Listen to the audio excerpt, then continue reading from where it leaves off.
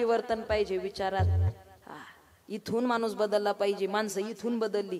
हे डेटॉल लावते, life boy लावते, संतूर लावते, गोदरेज नंबर. तू तर अजून आला नाही वन. कुठल्याही ब्रँडचा सोप वापरा, त्या अंगावरचा मळ काढते, अंतकरणातला नाही काढू शकत. नाही निर्मळ जीवन काय करील साबण तैसे, चित्त शुद्ध नाही ते बोध करील काही.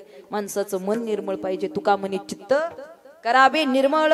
येवो निघो बाळ रागे ते येवो निघो बाळ रागे ते येवो निघो बाळ रागे ते येवो निघो बाळ रागे ते.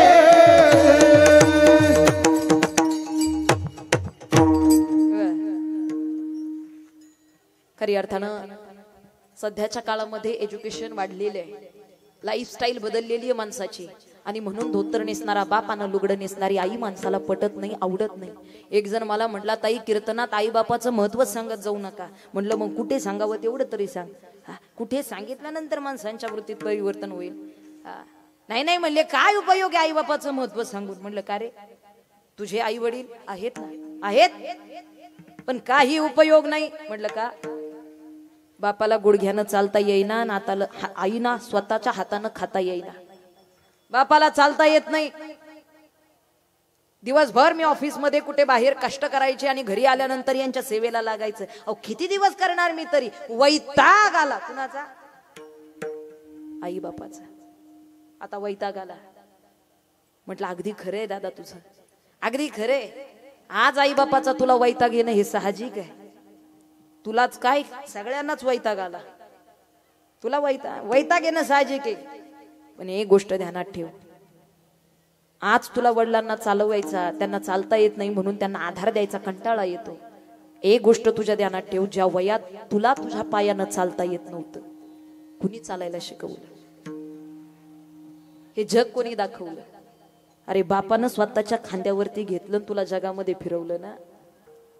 बापानं खांद्यावरती घेतलं ना. जगाचा मालक वसुदेवांच्या खांद्यावरती हो. बापानं खांद्यावरती घेतलं. आणि बाप जेव्हा लेकराला खांद्यावरती घेतो ना, तेव्हा बापाच्या अंतःकरणात जग जिंकल्याचा आनंद असतो. लक्षात ठेवा. हे प्रत्येकाला कळत नाही आणि वेळ निघून गेल्यानंतर कळून उपयोग होत नाही. झिजू झिजू संसाराचा गाडा हाकला, वटा मंदी हासू जरी कनावा कला.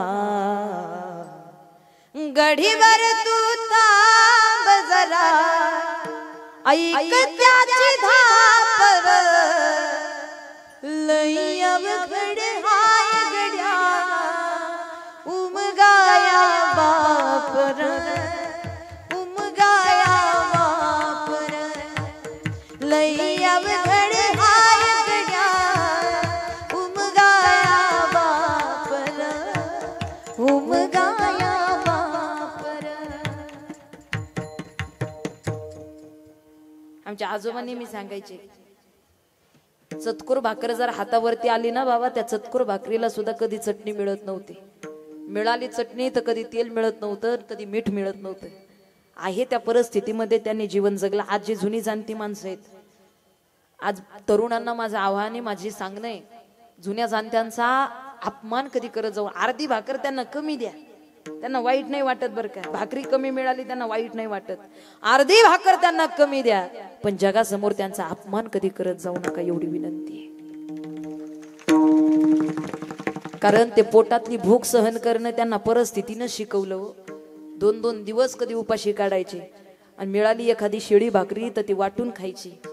पाण्यासोबत कोरड्या भाकरी खाल्लेली सुद्धा माणसं इथं उपस्थित असते. जुन्या काळामध्ये हे दिवस त्या जुन्या जाणत्यांनी पाहिले. आज ढिगभर साड्या आहेत आपल्या कपाटामध्ये, पण विचारा या जुन्या जाणत्या माता माऊल्यांना, 2-2 लुगड्याचं एक लुगडं करून ते 2-2 वर्ष वापरलं यांनी. खरंय का खोटे?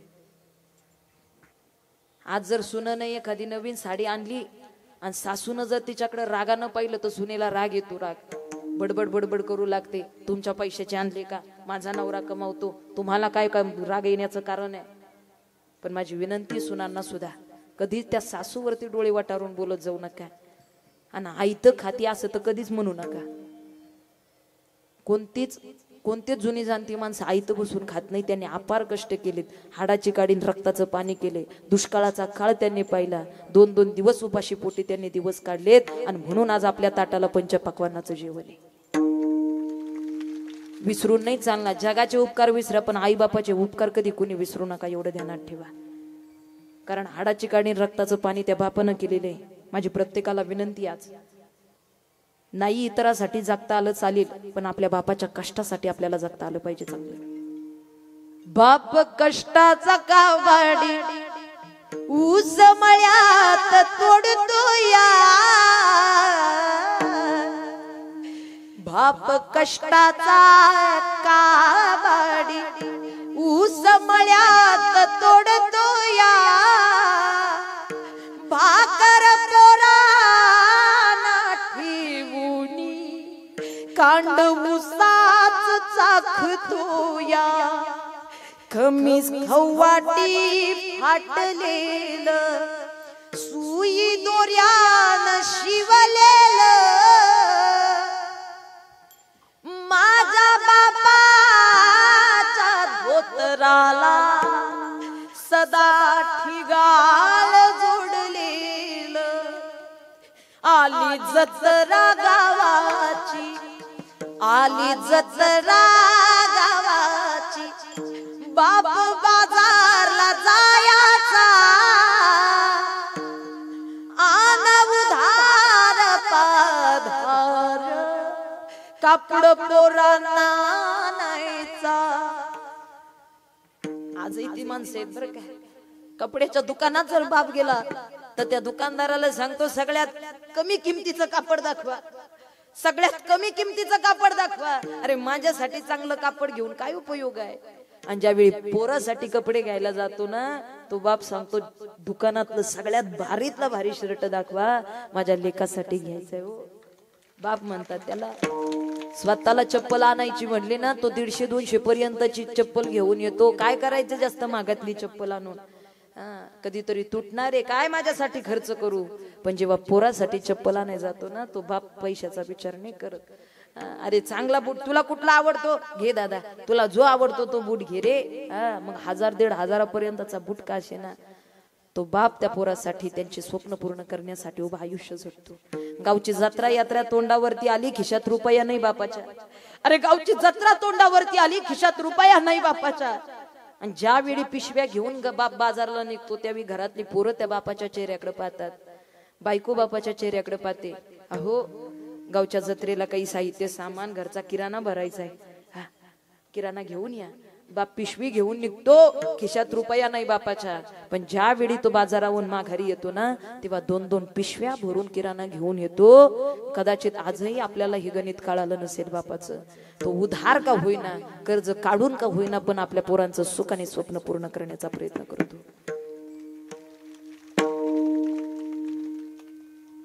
उधार पाधार कापड पोरांना नाहीचा, जुन्या कपड्यात बाप जत्रेत फिरायचा, आमच्या सुखाची चिंता बाप मनात करायचा. चूल पेटत नव्हती, चूल पेटत नव्हती, दिवस घराला पाहिली भर दाण्यासाठी, बाप वनवन फिरला. किती आज पोत्याने कोठ्याने धान्य पडलेले, पण त्या काळात पाहिली भर दाण्यासाठी, बाप वनवन फिरला. बाप कष्टाचा कावाडी, बाप कष्टाचा कावाडी. माझं सांगण्याचं तात्पर्य एवढंच होतं. आई बापाच्या अंतकरणातलं मातृत्व जाणं ही सध्याच्या काळाची गरज आहे. भगवंतानं आई बापाचं मातृत्व जाणलं आणि त्यांना एकच सांगितलं, मी जरी देहानं तुमच्यापासून लांब गेलो तरी तुमच्या अंतकरणामध्ये मी स्थित असेल, पण मला इथपर्यंत थांबायचं नाही. माझं कार्य, माझं कर्म माझ्या खऱ्या अर्थानं वेगळ्या ठिकाणचं. त्यामुळे गोकुळामध्ये मला घेऊन चला. वसुदेवांनी भगवंताला उचललं. पाहिलं तर पायामध्ये बेड्या आहेत, पण जसं उचलेला कमळापती पायीची बंधने गळती. सगळं काही त्या ठिकाणी साखळदंड तुटून गेले. सगळे द्वारपाल झोपी गेले. सगळी दरवाजे उघडे झाले आणि भगवान परमात्म्याला घेऊन या ठिकाणी यमुना मातेला पूर आलेला आहे. आणि मग भगवंतानं अंकुष्ट लावून तिथपर्यंत पूर ओसरला. वाट दिली भगवंताला जायला आणि वसुदेव बाबा भगवंताला गोकुळात घेऊन गेले. तिथून मायेला उचललं, पुन्हा घेऊन आले.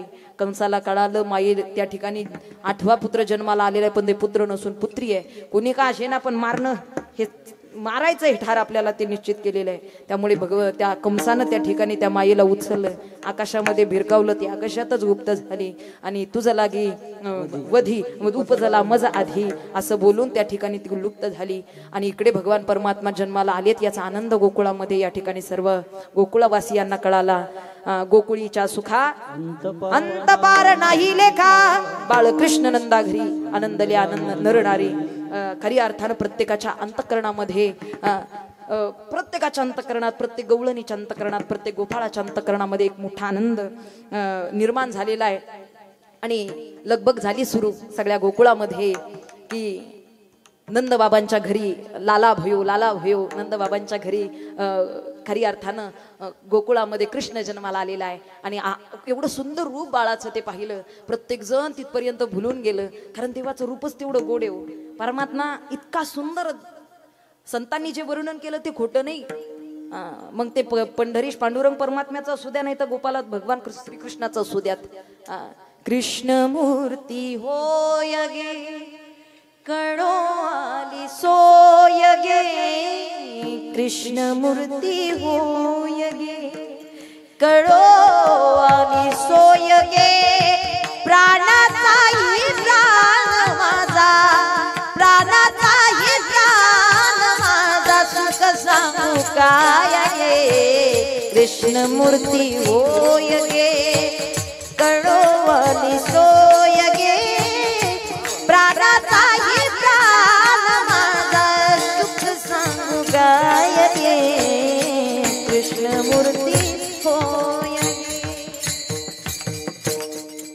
गवळण सांगती गवळण निलान पुत्र झाला यशोदेला, गवळण सांगती गवळण निलान पुत्र झाला यशोदेला, गवळण सांगती गवळणीला पुत्र झाला यशोदेला, गवळण सांगती गवळणीला पुत्र झाला यशोदेला.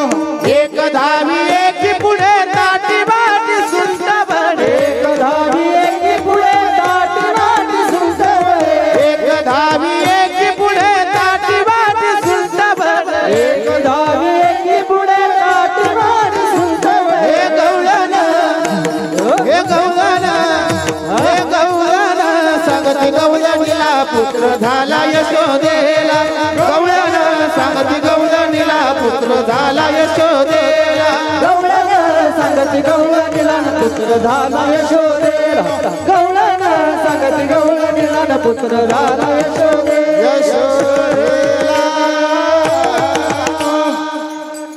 आणि मग बाकी काय, भगवान श्रीकृष्णाच्या अवताराच्या त्या लीला कथा त्या ठिकाणी गोकुळामध्ये रंगू लागल्या.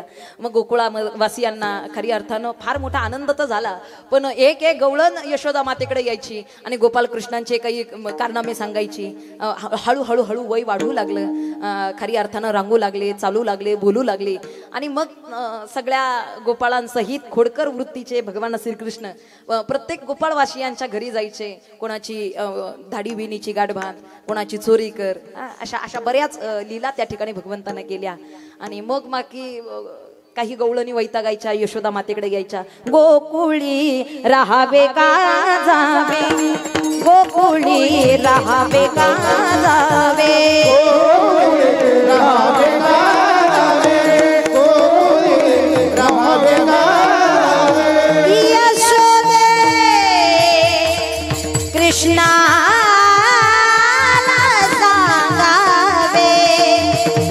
यशोदे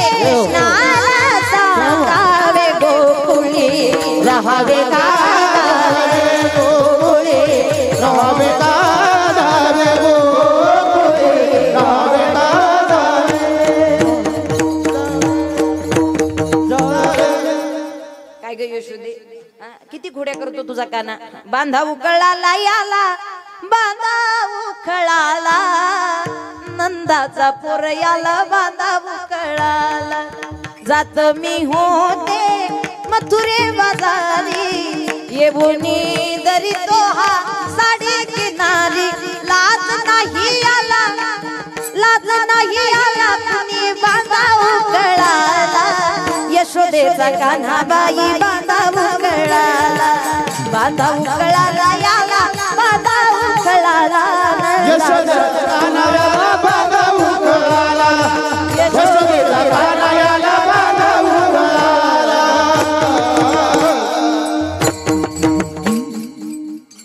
अशा घोड्या रंगू लागल्या आणि मग बाकी यशोदा माता वैतागली. बाद झालं का ना, भरपूर घोड्या केल्यास, हे चोरे वारे. पण गोपाळांना याच्या बाबतीत आनंद फार मोठा, तुझी हे संगती झाली आमूची निश्चिंती. आतापर्यंत आम्ही जे पाहिलंय नाही, काय सांगतात गोपाळ, याच माध्यमात जी चोरी केली आणि जो ब्रह्मरस गोपाळांना खायला प्राप्त झाला. गोपाळ सांगतात, देवा आतापर्यंत आम्ही जे पाहिलं नव्हतं ते आज आम्हाला भोगायला मिळालं अभंगाच्या दुसऱ्या. नाही देखिले ते मिळे, नाही देखिले ते मिळे, नाही देखिले ते मिळे, नाही देखिले ते मिळे, नाही देखिले नाही देखिले मिळे, नाही देखिले नाही देखिले. हा भोग सुखाचे सोहळे, भोग सुखाचे सोहळे, भोग सुखाचे सोहळे, भोग सुखाचे सोहळे. नाही देखिले ते मिळे, नाही देखिले ते मिळे, नाही देखिले नाही देखिले.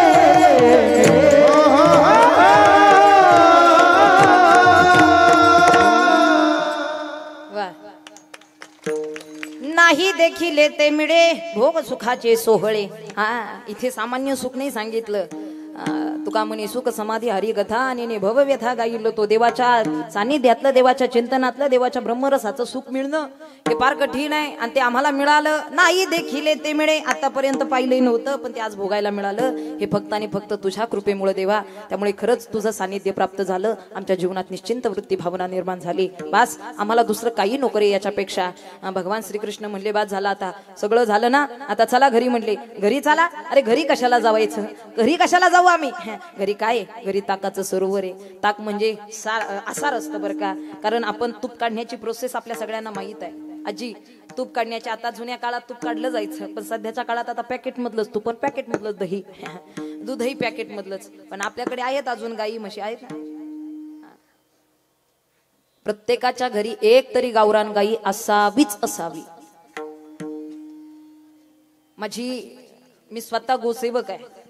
भोर तालुक्यामध्ये रुक्मिणी खिलार गोशाळा या नावानं आमची वैयक्तिक गोशाळा आहे, ज्या माध्यमातून जातीवंत खिलार गाई आणि जातीवंत मोठ्या मापाचे खिलार वळू बैल त्यांची आम्ही सेवा करतोय. त्यामुळे तुपाची प्रोसेस मला माहित आहे की ते दही व्हावं, दह्याला चांगलं घुसळावं. मंथोनी नवनीता तैसे घे अनंता वाया व्यर्थ कथा सांडी मार्गू. त्यानंतर आहे सांगतात मंथन करावं लागतं दह्याचं, आणि चांगलं मंथन केल्यानंतर, चांगली घुसळण केल्यानंतर हरी भजनीय ढवळीले जग. तुकोबरायांनी ढवळणं ही हा शब्द सांगितलेला आहे. ढवळणंच म्हणजे काय, कारण ढवळणं ही प्रक्रिया चुकीची नाही बाबा. काही लोकांना सवय राहते ढवळा ढवळ करायची, पण ढवळणं ही प्रक्रिया चुकीची नाही. ढवळल्यानंतरच आसारातून सार प्राप्त होत असतं आणि लोण्याचा गोळावर येतो आणि खाली ताकाचं आसार असं पाणी राहत असतं आणि वरती लोण्याचा गोळा येतो आणि मग त्या लोण्याला कढवल्यानंतर प्राप्त होते ते तूप. संत सगळे गोपाळ सांगू लागले, देवा काय करू घरी जाऊन. घरी ताकाचे सरोवर, येथे नवनीताचे पुर. बस, आम्हाला तुझ्या सानिध्यामध्ये जे सुख प्राप्त झालं ते दुसरा कुठे मिळणार नाही. आम्हाला कुठेच पाठवू नको, तुझ्या सानिध्यात ठेव. बाकी गोपाळांच्या सवंगडीच्या साह्यातून जे काही खोड्या गोकुळामध्ये सुरू होत्या. यशोदा मातेनं सांगितलं बाद झालं का ना आता. सगळ्यांच्या तक्रारी माझ्याकडे येऊ लागल्या बरं का. बऱ्याच जणांना मी समजावून थकली, पण तुझ्या खोड्या काही थांबत नाही. बाद झाला आता म्हणली तू एक काम कर, या गायी घे आणि तिकडे वनामध्ये चरायला. नीट बसा. वा. या गायी घे आणि वनामध्ये चरायला जा. आणि मग बाकी ते काम लावून दिलं. आपलं पोरग जर ऐकत नसेल तर आई बापाची एक इच्छा राहते, कुठंतरी याला गुंतून टाकावं, कुठेतरी याला अडकून द्यावं. मग कुठे बोर्डिंगला पाठवून द्या, कुठे संस्थेत पाठवून द्या. कुठेतरी ऐकतच नसेल. आता बरेचशी पोरं ऐकत नाही म्हणून संस्थेत निघाली. आई बाप म्हणते जाऊ दे ना, ते घरी वैताग देत, तिकडं सुधारलं तर सुधारलं. बरोबर की नाही. आता भगवान श्रीकृष्णांना गायी चारण्यासाठी जेव्हा वनामध्ये पाठवलं, सगळी सवंगडी सोबत घेऊन भगवान श्रीकृष्ण वनात गेले. गायी राखायला जायचे, पण गायी राखता राखता मात्र त्यांचे खेळ फार सुंदर चालायचे बरं का. सध्याच्या काळामध्ये मोबाईल हँग नाही तर पोरं हँग झालेली आहेत. मोबाईल तरी रिस्टार्ट करता येते तो, पण आता ही पोरं एवढी हँग झाली त्या मोबाईलच्या कारणानं. माझी पालकांना हात जोडून विनंती आहे, अहो ते 2-2, 3-3 वर्षांची लेकरं मोबाईल घेते, तासोन तास त्या मोबाईलवरती गुंतून राहते. कोण आलं काय गेलं काय, महाराज आले काय, कीर्तन झालं काय, ते 2 तास ते वरती बघत नाही, ते खाली बघून. हे जॉईंटचे प्रॉब्लेम यायला लागलेत पोरांना. आता 2-2 वर्षाच्या पोरांना चष्मे लागायला लागलेले आहेत. 2-2 वर्षाच्या पोरांना आता त्रास व्हायला लागलेत. बीपी शुगरचे त्रास सुद्धा 2-2 वर्षाच्या पोरांना व्हायला लागलेत. हे कारण कशाचं आहे. पालकांना माझी विनंती आहे, आज आपण आपल्या पोरांना काय दिलं पाहिजे याचं भान आपण ठेवा. आज आईच्या मातृत्वाची जागा मोबाईलनं घेतली, हे सगळ्यात मोठं सत्य आहे. खरंय का खोटंय. लागलं रडायला दे फोन, खायना झालं दे फोन, ऐकत नाही दे फोन, पाहुणे आले दे फोन. अहो काय त्या फोनमुळे मुलं वेडी व्हायला लागलीत. पण इतका फोन त्याचा अतिवापर या ठिकाणी होऊ लागला. असं न होता आपण काय दिलं पाहिजे. 4 रुपये पोरांसाठी कमी कमवले चालतील, स्वतःच्या कर्तृत्वानं ते पोरग कमवून दाखवेल. 4 रुपये कमी कमवा हरकत नाही, नाही मोठं घर नाही मोठी गाडी घेऊन देता आली हरकत नाही. पण आई बापांना माझी विनंती आहे, संस्काराची शिदोरी कुठं आपल्या लेकरांना कमी पडू देऊ नका. कारण आज आपण छत्रपती शिवाजी महाराजांची जयंती काल तिथीप्रमाणे केली. छत्रपती शिवरायांची जयंती करत असताना आपण छत्रपती शिवाजी महाराजांच्या नावाचा जयघोष करत असतो, पण राजांचं नाव घेत असताना जिजाऊ मासाहेबांचं नाव घ्यायला कधी कोणी विसरायचं नाही. छत्रपती शहाजीराजांचं नाव घ्यायला कोणी विसरायचं नाही. कारण राजांच्या वरती आईचे संस्कार फार मोठे. स्वराज्य भाव ही श्रींची इच्छा, अंतःकरणामध्ये आईची संस्कार धारण करून छत्रपती शिवाजी महाराजांनी पराक्रम केले. म्हणूनच मुजरा मानाचा जिजाईला, मुजरा मानाचा जिजाईला, मुजरा मानाचा जिजाईला, मुजरा मानाचा जिजाईला. धन्य धन्य थोर आई शिवरायांची जिजाई, आज पूजी तो महाराष्ट्र सारा. धन्य धन्य थोर आई शिवरायांची जिजाई, आज पूजी तो महाराष्ट्र सारा. मुजरा मानाचा जिजाईला, मुजरा मानाचा जिजाईला, मुजरा मानाचा जिजाईला, मुजरा मानाचा जिजाईला.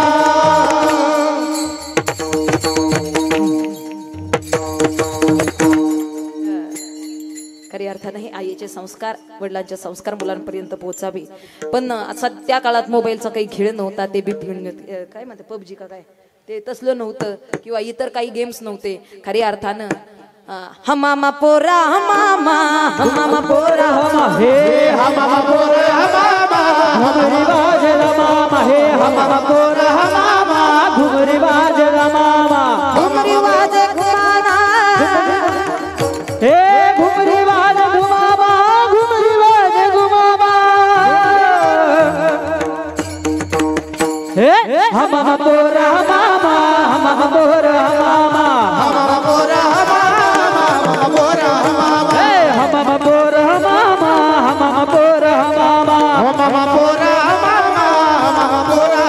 हे अबकटू बगती बक पोरती गुण खेळ माडू, अबकटू बगती बक पोरती गुण खेळ माडू, अबकटू बगती बक पोरती गुण खेळ माडू. अबकटू बगती बक पोरती गुण खेळ माडू, अबकटू बगती बक पोरती गुण खेळ माडू, अबकटू बगती बक पोरती गुण खेळ माडू, अबकटू बगती बक पोरती गुण खेळ माडू, अबकटू बगती बक पोरती गुण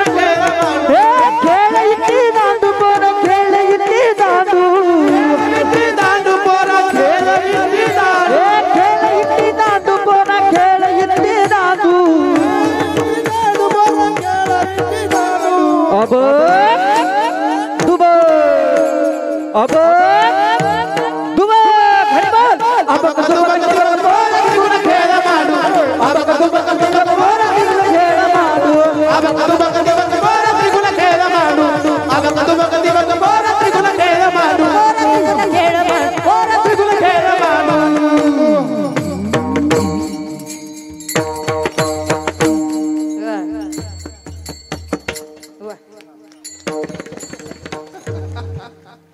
विटी दांडू हुतुतू हमामा असे खेळ त्यात सवंगड्यांसोबत भगवान श्रीकृष्णानं खेळावे. आणि बाज झाला आता म्हणली भरपूर खेळ खेळला. आता 12:30 वाजून गेले, आता 1:45 वाजायला आले. आता बाज झालं म्हणले आता भूका लागली आम्हाला, आता भूक लागली रे देवा, आता तुझा खेळ बंद कर आणि आता जेवणाच्या काहीतरी व्यवस्था कर. ज्यांना त्यांना आपापल्या शिदोरे आणल्या आणि एकत्र सवंगड्यांसोबत बसले.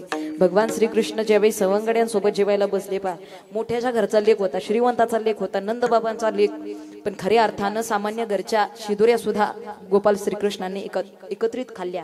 आणि कधीच कोणाला कमी न लेखता आपला जो मित्र आहे, कारण सध्याच्या काळात मैत्री सुद्धा आता धन पैसा पाहून केली जाते बरं का. आणि कधी कोणाच्या इथं जेवायचा प्रसंग आला तरी माणूस त्याची परिस्थिती पाहून जेवाय जातो बरं का. पण असं न करता 100 चांगले मित्र नाही कमवता आले चालेल, पण एक वाईट मित्र आपल्या जीवनात घेऊ नका, कारण त्या एका वाईटाच्या संगतीनं आपल्या जीवनाची अधोगती आहे. आपल्या जीवनामध्ये आपल्याला सपोर्ट करणारी, आपल्या सोबत समानतेनं आपल्या विचाराशी मिळून जुळून चांगल्या धर्माची जोपासना करणारी मित्र आपल्याला पाहिजेत. उगाच आपल्या धर्माला कमी करून, आपल्या संस्कृतीच्या काहीतरी अवहेलना करून, आपल्या विचारांमध्ये वाईट वृत्तीचं आचरण आणणारी मित्र आपल्याला कधीच कामाची नसतात बरं का. म्हणून चांगले मित्र आपल्या जीवनामध्ये कमवा. निश्चितच मित्र तू एक एक मित्र बनव्यामध्ये गारव्यासारखा, मित्र बनव्यामध्ये गारव्यासारखा, मित्र बनव्यामध्ये निश्चितच आपल्याला सपोर्ट चांगला करणारे मित्र. आणि गोपाळांच्या संभवेत शिदोरी खात असताना भगवंतांना त्यांच्या चटणी भाकरी सुद्धा आनंदानं स्वीकारल्या. आपणही दहीभाताचा या ठिकाणी ह्या लहायांचा दह्याचा एकत्रित केलेला काला मी आल्यानंतर पाहत होते. या 2-4 राज्य सगळे एकत्र, वरचं खाली खालचं वर, वरचं खाली खालचं वर, एकहीलाही त्यांनी ओली करायची सोडली नाही. सगळ्याला या दह्यात मिक्स करून एक केलं, एक आणि जीवाचा आणि शिवाचा एक असा काला या मध्ये भरून घेतला. आणि मला वाटतं निश्चितच तो प्रसाद आपल्या सर्वांना प्राप्त होईलच. या ठिकाणी भगवंतानं तो प्रसाद ग्रहण केला, आपल्यालाही ग्रहण करायचा आहे. देवा आज नाही देखील ते मिळे भोग सुखाचे सोहळे, तुझी संगती झाली आमुची निश्चिती. सर्वांच्या हातानं टाळी, मुखानं भजन. विठोबा रखुमाई